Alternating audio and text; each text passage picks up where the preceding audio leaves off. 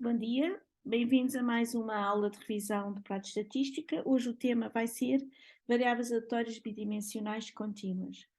Portanto, o que nós vamos fazer, de certa forma é uma extensão, não é bem uma extensão, mas vejamos dessa maneira, do que aprendemos no vídeo anterior com bidimensionais discretas. Portanto, eu vou ter um par de variáveis aleatórias que, enquanto que no caso discreto tomavam valores num conjunto de R2 numerável, o caso contínuo vai tomar valores num conjunto não numerável. Portanto, eu vou ter um par de variáveis aleatórias, x, y, com valores no conjunto que eu vou designar um ômega de x, y, que é um subconjunto de R2 não numerável. E da mesma forma que no caso discreto eu quis caracterizar estas variáveis aleatórias, nós aqui vamos também introduzir os conceitos de funções relativas ao conjunto, a cada uma delas e à condicionada. Portanto, eu sugiro que quando estiverem a ver este vídeo e tiverem dúvidas ainda sobre as variáveis aleatórias bidimensionais discretas, que vão fazer uma pequena revisão. Tal como, de certa forma, isto tem a ver também, sugiro que façam uma revisão sobre variáveis aleatórias contínuas, unidimensionais. Eu posso fazê-la aqui muito rapidamente. Portanto, eu vou recordar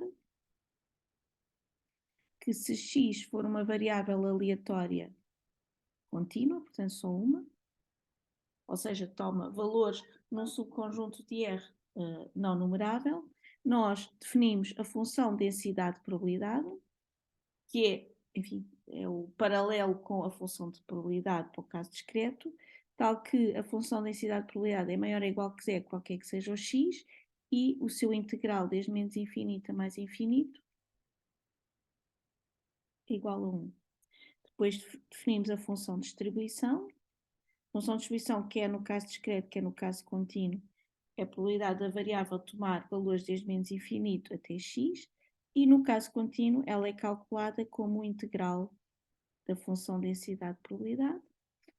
E depois definimos também valores esperados de uma função qualquer do g, uma função qualquer de x, seja ela g, que é o integral vezes infinito a mais infinito da função g de x vezes a função densidade de probabilidade. Portanto, isto é só para vos recordar muito rapidamente o que é que nós vimos sobre variáveis aleatórias unidimensionais contínuas. Portanto, de certa forma, hoje a aula de revisão são conceitos novos, mas eu vou buscar, vou tentar sempre fazer o paralelismo entre as bidimensionais discretas e as unidimensionais contínuas, porque a parte comum entre as discretas e as contínuas é que temos duas dimensões e, portanto, isso dá origem a que nós possamos estudar o comportamento conjunto das variáveis e, a partir daí, depois fazermos outro tipo de cálculos. E, por outro lado, vai buscar também características das variáveis aleatórias contínuas, uma vez que vamos ter também função de densidade de probabilidade e vamos ter também integrais, ok? Portanto, vamos começar pelas funções conjuntas.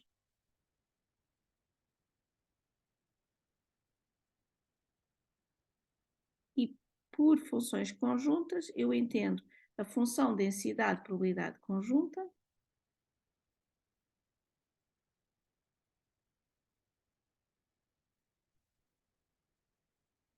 e o termo conjunto, só um pouco, é exatamente para não nos esquecermos que estamos a ver o que se passa sobre as duas variáveis. Portanto, é uma função, que eu designo desta forma, que vai de ômega de x, y em R0+,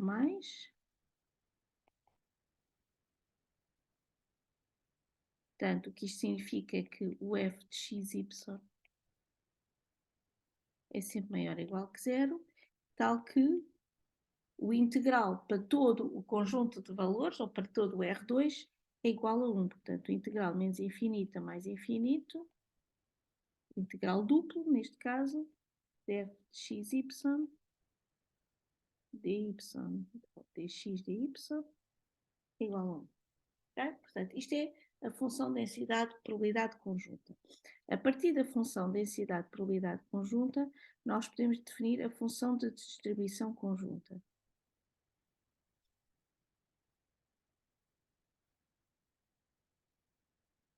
E a função de distribuição conjunta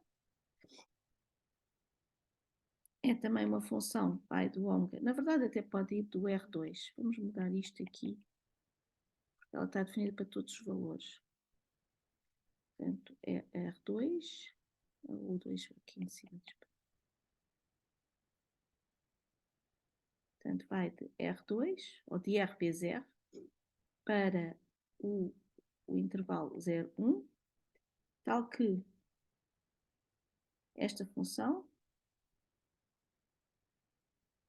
por definição, e a definição é comum quer às variáveis contínuas, quer às discretas, é por lado do par aleatório xy tomar no máximo o valor x e o valor y definido desta forma, que no caso de uma bidimensional contínua é o integral desde menos infinita x, desde menos infinita y, da função densidade-probabilidade conjunta, no ponto AB, DB, DA.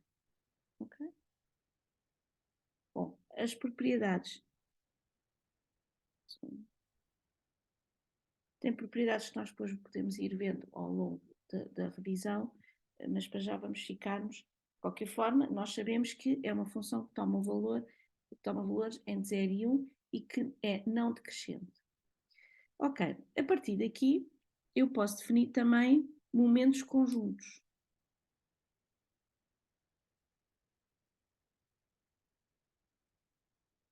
E, em particular, eu posso definir o valor esperado, por exemplo, de uma função g.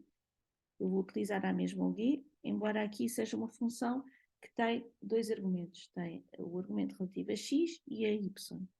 E, tal como no caso contínuo, isto era o integral desde menos infinita a mais infinita da função da g vezes a função densidade, aqui é algo semelhante, só que em vez de ter um integral vou ter dois.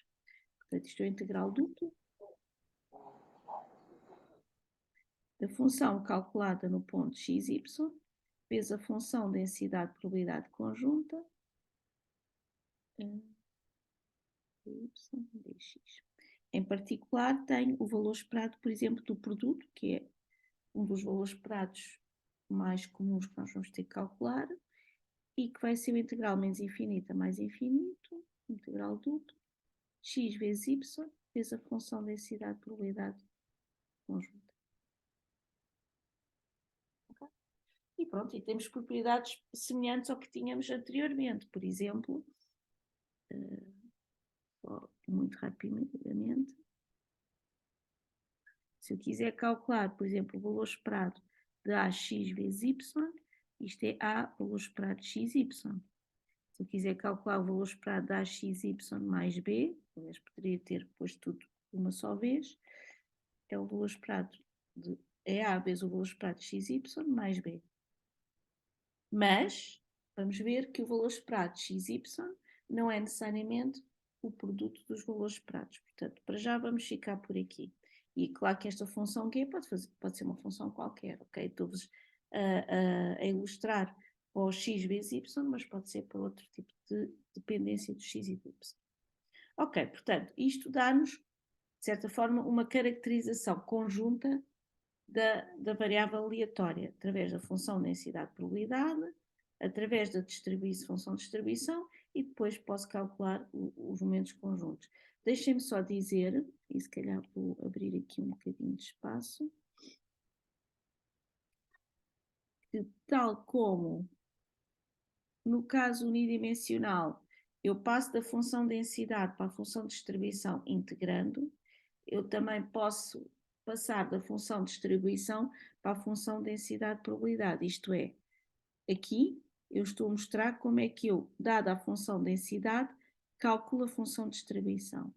Caso contrário, se eu tiver a função de distribuição e quiser calcular a função densidade, eu tenho que fazer a operação inversa. Portanto, isto vai ser a derivada de f de x, y, x, y, x, y, em ordem a dx e a dy, ok? Portanto, eu posso passar da função densidade para a função distribuição integrando e posso passar da função distribuição para a função densidade derivando, diferenciando. E isso já podíamos fazer também no caso unidimensional. Muito bem, a partir da função conjunta eu posso definir outras caracterizações. E a próxima caracterização que nós vamos fazer é se eu, a partir do par, quiser caracterizar apenas uma das variáveis. E nesse caso eu tenho as funções marginais.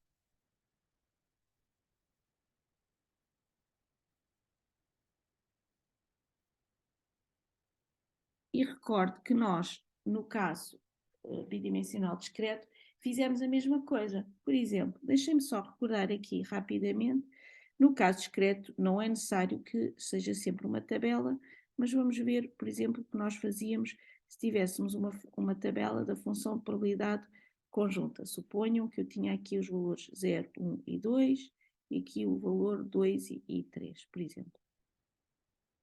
Vamos inventar um exercício, uma pequena ilustração.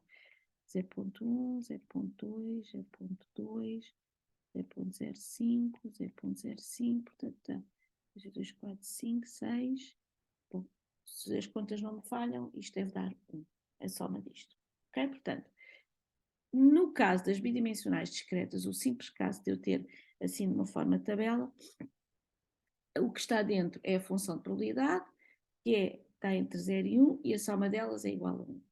Nós depois vimos como é que eu queria, a partir da distribuição da função de probabilidade conjunta, como é que eu posso caracterizar cada uma das variáveis por si só, marginalmente. Por exemplo, se eu quiser calcular a probabilidade de x igual a 0, o que eu fazia era fixava o x igual a 0 e agora somava para todos os valores de y. Portanto, fazia qualquer coisa de, ok, eu vou somar estes valores aqui e, portanto, a probabilidade de x igual a 0 é 0.3. A probabilidade de x igual a 1 é 0.25. E a probabilidade de x igual a 2 é 0.45. Ok? Portanto, é isto que eu fazia. Fixava o valor da variável para o qual eu estava a calcular a função de probabilidade e somava para os outros. Ora, no caso das bidimensionais contínuas, a ideia é parecida. Portanto, vamos ter a função densidade probabilidade marginal de x e vamos ter também a função densidade probabilidade marginal de y. A função densidade probabilidade marginal de x e a função densidade probabilidade marginal de x, que eu vou designar da maneira como estávamos habituados a ver no caso unidimensional. Eu tenho só a palavra adicionalmente, a palavra marginal, só para não me esquecer que isto vem de um par de variáveis aleatórias e o que nós fizemos foi, através desse par, encontrar o comportamento do x e, portanto, no caso contínuo, o que eu vou fazer é, vou integrar, desde menos infinito a mais infinito, a função densidade probabilidade conjunta. E reparem que ao integrar para todos os valores de y, eu estou a fazer a ter o mesmo tipo de relação que eu tinha no caso discreto, só que no caso discreto eu somava funções de probabilidade, no caso de contínuo eu integro funções de densidade de probabilidade, ok? Mas, enfim, a ideia por trás ajuda a perceber o caso discreto. Portanto, deixem-me só retirar daqui o caso discreto, que isto era só para motivar. Portanto, eu posso calcular a marginal de x, mas também posso calcular a marginal de y. Okay? Se eu quiser calcular a marginal de y, o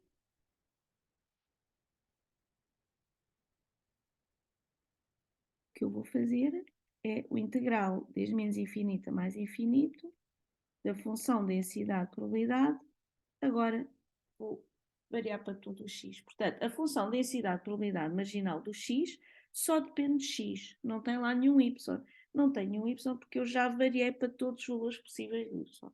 Tal como a função densidade de probabilidade marginal do y depende apenas de y, não depende de x. E eu já, de certa forma, vi-me livre do x porque eu integrei para todos os valores de x. Okay?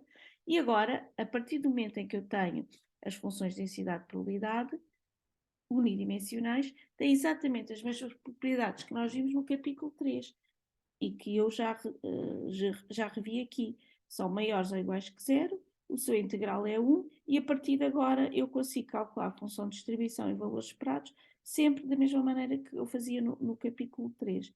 A única coisa é, eu tenho a palavra marginal só para não me esquecer que isto vem de um par de variáveis aleatórias. Portanto, deixem-me só chegar isto um bocadinho mais para aqui. Vou continuar, de certa forma, uma repetição, mas, portanto, a seguir posso definir a função de distribuição marginal de x ou de y. Okay? E, portanto, eu vou encontrá-la exatamente como encontramos no caso unidimensional. Portanto, a função de distribuição de x vai ser o integral da função densidade de probabilidade marginal do x. E a função de distribuição do y vai ser o integral da função densidade de probabilidade do y. Ok? Portanto, neste momento, quando eu tenho as marginais, estou a repetir, de certa forma, coisas que nós já vimos no capítulo 3, sendo que a única novidade é que, neste caso, as funções de cada uma das variáveis vêm do integral da função densidade de probabilidade conjunta. E agora, enfim, tenho os momentos marginais.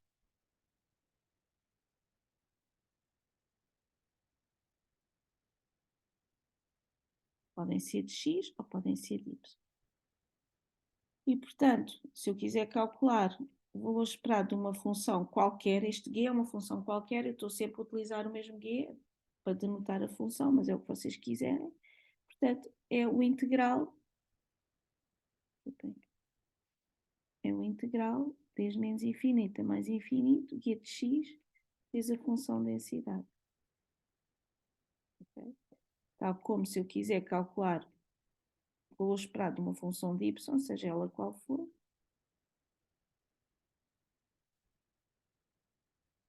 isso. Ok? Portanto, e com isto tenho a caracterização marginal. Professora, tenho uma pergunta. Sim, claro, diga Pedro. Em relação à função de distribuição marginal, Sim. ali quando a professora fixa no y, Sim, já ok. está aqui um erro dentro da razão. Okay. Muito obrigada, Pedro. Ok, portanto, antes de passarmos à outra caracterização, agora que já tenho os momentos conjuntos e os momentos marginais, podemos, digamos que, juntar as duas coisas e pensar já no problema sobre a dependência do x e do y. Portanto, não é uma classificação nem só conjunta, nem só marginal, mas é o seguinte, portanto, eu vou definição. Eu digo que duas variáveis aleatórias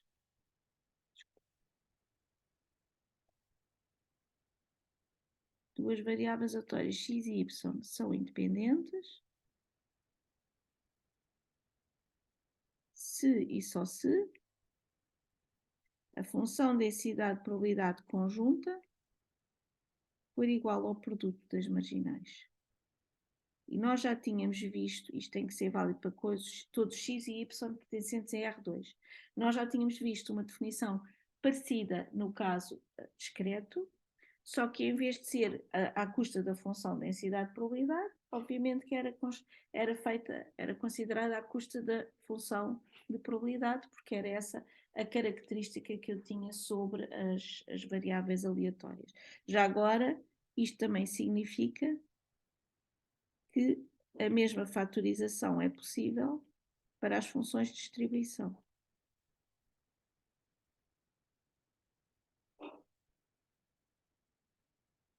E além disso, isto é um se só se, mas além disso,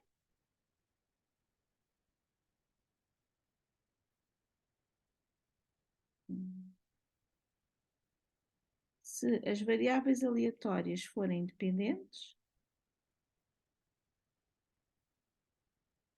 então o valor esperado, por exemplo, do produto, vai ser igual ao produto dos valores esperados. Mas esta independência implica esta fatorização. A fatorização ocorrer não implica independência, ok? E, portanto, a covariância de XY, que nós já vimos num vídeo anterior relativo às bidimensionais discretas, que é definido como o valor esperado de x vezes y menos o produto dos valores esperados. No caso das variáveis serem independentes, vai ser igual a zero, tal como a correlação, que é igual à covariância de xy sobre a raiz quadrada do produto das variâncias, também vai ser zero. Porém, deixem-me pôr aqui a rosa, se a covariância de xy for igual a zero, tal não implica que as variáveis sejam independentes.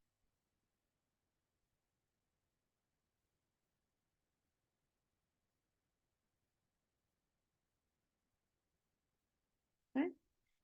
O que eu posso dizer é, se a covariância de xy for diferente de zero, então podemos dizer que são independentes. Podemos dizer que não são independentes. Então podemos dizer que não são independentes. Mas se ela for igual a zero, não posso, porque o que acontece é equivalência implica covariância igual a zero. Mas covariância igual a zero não implica equivalência. Mas equivalência implica a covariância se vocês negarem a proposição da covariância, isto é, se a covariância for diferente de zero, então isso sim implica não independência. Ok?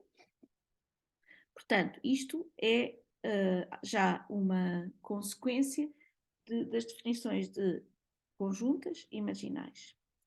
Por fim, vamos, de certa forma, juntar as duas para fazer as funções condicionadas.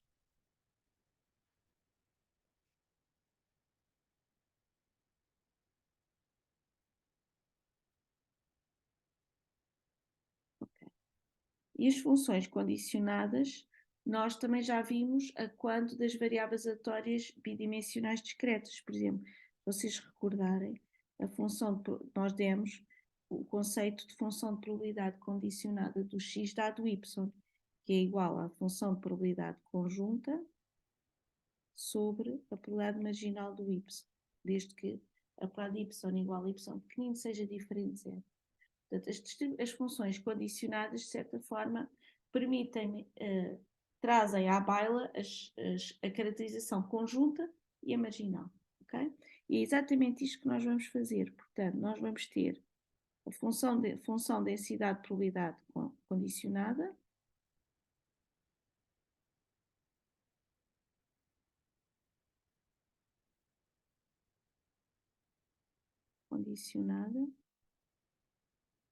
pode ser de x em y igual a y, e vamos ter também ao contrário, e portanto, isto o que é? É a função densidade por lado do x, dado que o y é igual a y, mas isto é uma função, o argumento é o x, o y está fixo, ok? E isto, de forma idêntica ao caso discreto, vai ser também o quociente entre a função densidade probabilidade conjunta no ponto x, y, sobre a função densidade probabilidade marginal do y. Okay?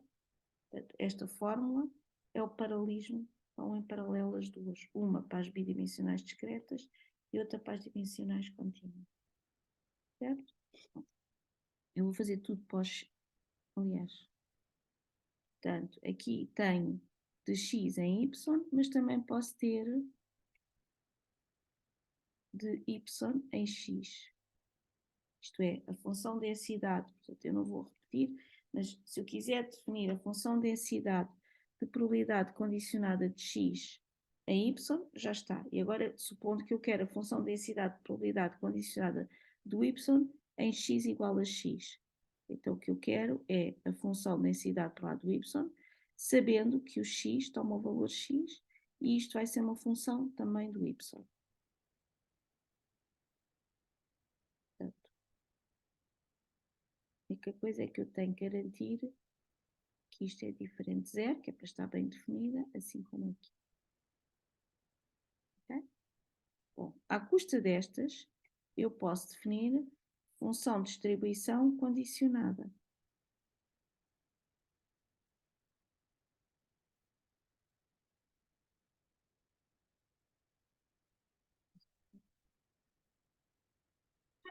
É melhor escrever aqui assim. Função de distribuição condicionada de x em y igual a y. Às vezes diz função de distribuição condicionada de x em y igual a y, ou função de distribuição de x condicionada em y igual a y. Portanto, a formulação em termos de língua portuguesa pode ser, eu escrevo assim só para depois substituir o x em y igual a y por y em x igual a x. Portanto, o que eu quero é isto. Portanto, o que isto é a probabilidade da minha variável x tomar o valor desde menos infinito até x pequenino, sabendo que o y é igual a y. Portanto, isto vai ser o integral desde menos infinito até x da função densidade de probabilidade condicionada do y a função densidade de probabilidade do x condicionada no y igual a y. Portanto, eu vou integrar não a função densidade marginal de x, mas a função densidade condicionada. Da mesma maneira, se eu em vez de querer a função de distribuição condicionada do x em y, quiser a função de distribuição condicionada de y em x igual a x,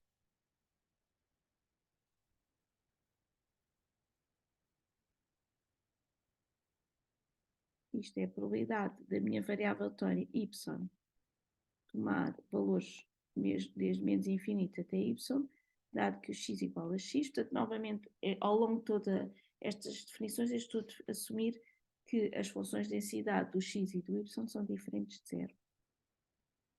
Portanto, isto vai ser o integral desde menos infinito até y da condicionada. O y dado x igual a x no ponto S, por exemplo, ds. Ok? Por fim, também podemos definir valores esperados condicionados.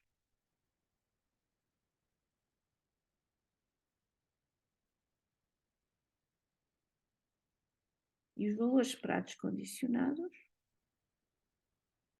têm, por exemplo, se eu quiser calcular o valor esperado de uma função de x, já sabem que eu estou a utilizar de forma muito livre e arbitrária g para designar uma função qualquer. Pode ser de R aqui, ou R2, seja lá o que for. Portanto, o valor esperado condicionado do x, ou de uma função de x, dado y, vai ser o integral desde menos infinito a mais infinito, de g de x, vezes o quê? A função densidade probabilidade condicionada do y, do x, do y igual a y. Okay? Portanto, onde entra a condicionada aqui é no cálculo do integral envolvendo a função densidade probabilidade do condicionada.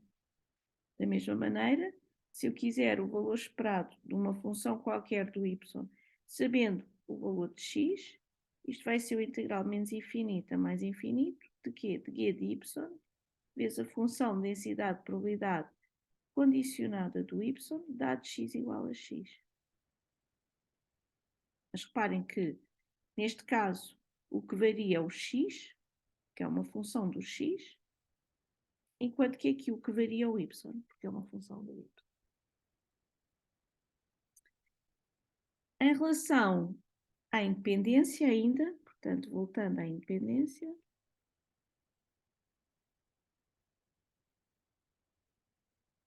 Se duas variáveis x e y forem independentes, portanto, se x e y forem independentes, ou, na verdade, x e y são independentes,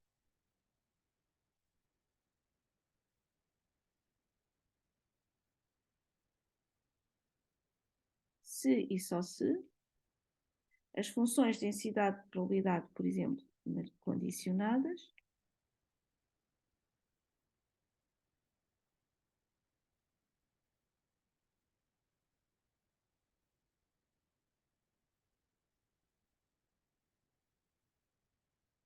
ou seja, reparem, se elas forem independentes, isto faz sentido, eu estar a dar informação sobre o y não impacta nada sobre o x, portanto a função de densidade de probabilidade condicionada do x fica igual à função de densidade marginal do x e da mesma maneira sobre o y. Okay? Da mesma maneira, isto significa que se eu quiser calcular o valor esperado de x dado, agora aqui já não é um se só se, é melhor eu pôr isto de outra maneira. Se x e y forem variáveis aleatórias independentes, então o valor esperado de g de x dado y é apenas o valor esperado marginal do x. Ok? Tal como o valor esperado de uma função qualquer, não tem que ser a mesma função. Eu utilizo só a mesma letra para não estar aqui a buscar mais letras. É igual ao valor esperado de g de y. Ok? Portanto, sobre variáveis aleatórias bidimensionais contínuas, estamos conversados. Portanto, deixem-me só fazer aqui um pequeno resumo, na verdade, quase dos dois capítulos. Quer dizer, este resumo não é bem um resumo, é algo muito informal que eu costumo mostrar aos meus alunos, que peca pela informalidade, mas que talvez vos ajude a perceber. Portanto, eu quando tenho uma variável aleatória discreta, depois passamos para uma variável aleatória contínua, foi mais ou menos o cronograma das últimas aulas. Depois falámos em duas variáveis aleatórias discretas e hoje falámos em duas variáveis aleatórias contínuas. Numa variável aleatória discreta, o que é que nós tivemos? Tínhamos a função de probabilidade e eu fazia somas, ok? Por exemplo, para calcular a função de distribuição, eu somava probabilidades. Para calcular o valor esperado, eu somava os valores que a variável podia tomar, multiplicados pelas respectivas probabilidades, ok? Depois, o que nós fizemos foi passámos para variáveis aleatórias contínuas. E ao passar para variáveis aleatórias contínuas, de certa forma, o que aconteceu foi, onde antes eu tinha função de probabilidade, passei a ter função de densidade de probabilidade. E onde antes eu tinha um somatório, passei a ter um integral. Enfim, isto é uma maneira muito simplista de ver as coisas, mas foi mais ou menos isto que aconteceu. Ok? Bom, depois o que nós fizemos foi passarmos de uma variável aleatória discreta para duas variáveis aleatórias discretas. E aí, vou mudar a cor. E aí, mantivemos o conceito de probabilidade num ponto e mantivemos somas. Só que em vez de ter um ponto, passei a ter dois pontos. Isto é, em vez de ter uma função em R, passei a ter em R2. E em vez de ter um somatório, que existe quando eu preciso de somar para duas coisas, passei a ter dois somatórios. Okay? Isto no caso de eu estar a falar no comportamento conjunto. Reparem que quando eu tenho duas variáveis, tenho uma estrutura mais rica do que quando tenho uma.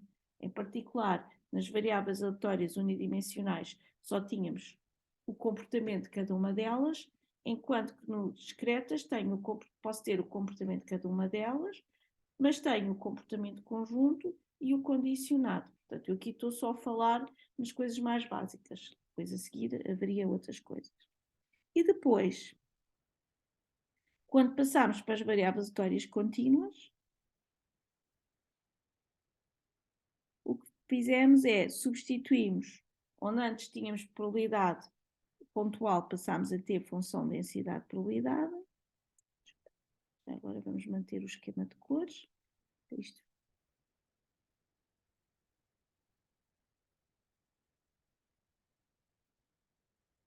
Portanto, passei a ter a função densidade probabilidade conjunta e onde tinha dois somatórios passei a ter dois integrais. Reparem que eu poderia também, e eu fiz isso, estabelecer também o paralelismo aqui com este. Portanto, eu passei daqui para aqui, passando de uma dimensão para duas dimensões, e passei daqui para aqui, passando de uma dimensão, vindo de uma dimensão, passando para duas dimensões. Ok? Já agora, e para terminar ainda sobre a independência,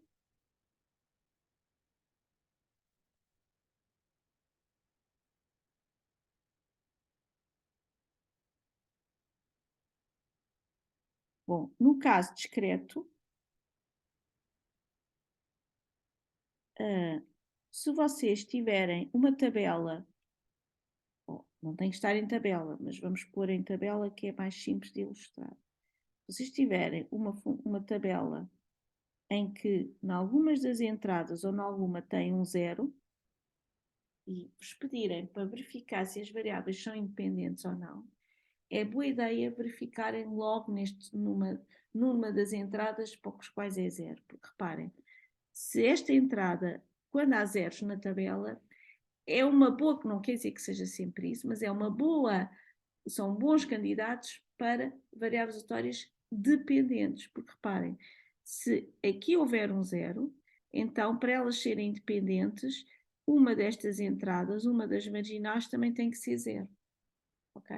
E, portanto, se uma destas marginais tem que ser zero, ou se as duas, nenhuma delas for, tem logo aqui um candidato a, na verdade não é um candidato, passa a ser não independente. Isto é, deixem-me mostrar-vos com um exemplo. Já há bocadinho tinha, só porque eu não queria muitas contas, mas pronto, vamos pôr aqui 0, 1, 2, 0, 1, 2, 0.1, 0, 0.2, 0.15, 0.15, quanto é que eu tenho? 0.3, 4, 5, 6, 6, 7, 8, 9, 10. Ok, pronto. Acho que está certo, ok? Suponham que tinham estes valores e que agora vos perguntavam se os x e y eram independentes. Para responder esta questão, não vão calcular valores esperados, porque isso não chega. Portanto, o que nós temos que verificar é se a probabilidade conjunta é igual ao produto das marginais. Neste caso, valia a pena olhar logo para esta entrada. Reparem que se eu quiser calcular as marginais, a marginal do x está aqui. Portanto, isto está 0.3, 0.35 e 0.35. A marginal do y está aqui. Portanto, isto está 0.2, 0.4 e 0.4. Ok? Ora, automaticamente, este caso indicia não independência, porque reparem, o que acontece é que as variáveis aleatórias não são independentes, porque o zero, que é a probabilidade de x igual a 1 e y igual a 0, é diferente da probabilidade de x igual a 1 vezes a probabilidade de y igual a 0. Não é? A probabilidade de x igual a 1 é 0.35 e a probabilidade de y igual a 0 é 0.2. Claro que vocês podem fazer outro ponto qualquer, mas geralmente haver zeros na tabela é um excelente indicador de que as variáveis não são independentes. Já no caso contínuo, e depois vocês verão que eu repito mais ou menos este tipo de argumentação no vídeo relativo aos exercícios. No caso contínuo, se eu fizer o gráfico não da função densidade de probabilidade, porque aí teria que fazer um gráfico em R3, mas do conjunto de valores em que a função densidade é diferente de zero. Suponham que é uma coisa assim, não interessa, uma coisa muito complicada. X, Y. Portanto, eu não estou a fazer o gráfico da função densidade, estou a fazer o gráfico da região em que a função é diferente de zero. Portanto, é o suporte da função densidade, ok? Portanto, aqui, nesta zona, o f de xy é diferente de zero. Fora dele é igual a zero. Bom, neste caso, quando o suporte da função não é um retângulo, automaticamente vocês sabem que as variáveis aleatórias são dependentes. Porquê? Porque se não for um retângulo, por exemplo, eu vou buscar este ponto aqui, a sua função densidade de probabilidade vai ser calculada nesta zona, portanto vai ser o integral da função densidade de probabilidade conjunta ao longo desta zona aqui, e portanto o que vocês vão encontrar é que este ponto, a função densidade é maior que zero para x, e da mesma maneira para y, ela também vai ser, isto não é o valor, ok? É só, eu estou a calcular, como se eu estivesse a calcular as funções de densidade de probabilidades marginais, e seguramente que neste ponto a função de densidade de probabilidade marginal do x é maior que zero, porque são valores admissíveis do x, e a função de densidade de probabilidade marginal do y também é maior que zero, porque eu sei que o y, claro que para este x não devia tomar este valor y, mas a partir do y pode tomar valores entre aqui e aqui. Portanto, as marginais são maiores que zero, mas exatamente como o suporte da função não é um retângulo, a função densidade aqui é zero e, portanto, elas não podem ser variáveis aleatórias independentes. Não é? Portanto, aqui o f de xy é igual a zero e, portanto, isto preconiza um caso em que as variáveis aleatórias não são independentes. E da minha parte, sobre variáveis aleatórias bidimensionais contínuas, o resumo está feito. Agradeço muito a participação e a visualização, e o próximo vídeo decorre depois daqui a 2 semanas, mais ou menos. Será disponibilizado mais ou menos daqui a 2 semanas e vamos falar sobre somas de variáveis aleatórias. Muito obrigada e até breve.